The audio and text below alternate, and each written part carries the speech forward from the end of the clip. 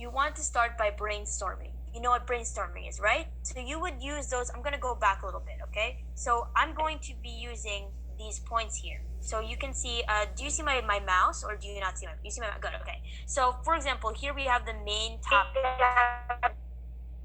Okay, here we have the main topic, right?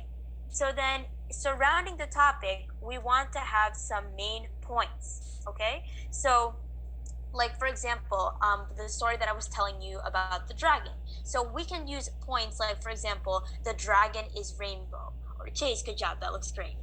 The dragon is rainbow, or the dragon is nine. That would be 1 point. Then another point would be that the dragon is 9 billion feet tall.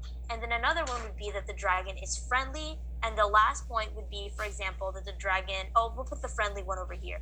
And then the other one would be like it spits fire, right? So then that would be an example of brainstorming. In drafting, you are beginning to put put what you thought about, your ideas, into an essay. So what I was saying, like for example, now you would take the points that you wrote down here. So for example, the fire-breathing dragon, friendly dragon, rainbow dragon, 9 billion foot tall dragon, and you would put that into an actual essay. So you would say, the dragon, once upon a time, there was a dragon. He was 9 billion feet tall, he was rainbow, he spits fire, and he's friendly. And one day he saw a person that was in trouble, so he helped the person, and the person was happy.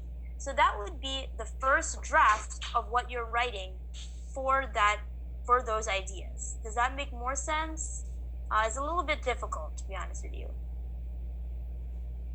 You can tell me if you're still confused, just unmute yourself and you can let me know and we can go over it. It's going to be about revising.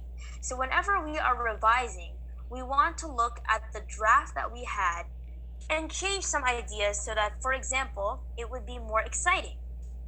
So let's say that I asked you about the dragon story that I said, but I want to make it more exciting. So I could say, for example, more about the person that the dragon was helping. Let's say that the person accidentally fell and they sprained their ankle or they broke their leg or something like that.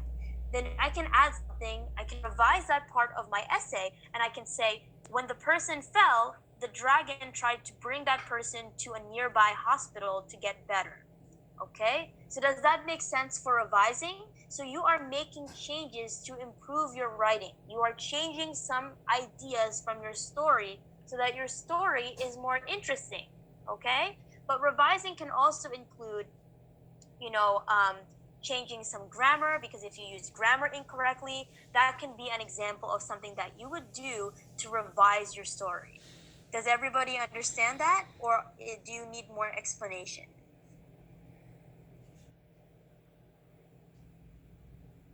Explain that more? Huh? Good job, guys. Okay, so let's move on to the next section.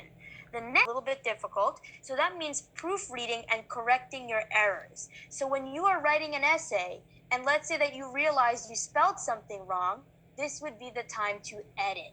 Okay? Or let's say that you used a period instead of a question mark. Do you know what those are? Do you know what a period and a question mark are? Yeah. Yeah? Okay. Chase, do you know what that is? Give me a thumbs up if you know what that is. Great. So let's say that you accidentally things. The ideas are mostly going to be in your revising section. And then your editing, you're going to proofread and correct your errors. Does everybody know what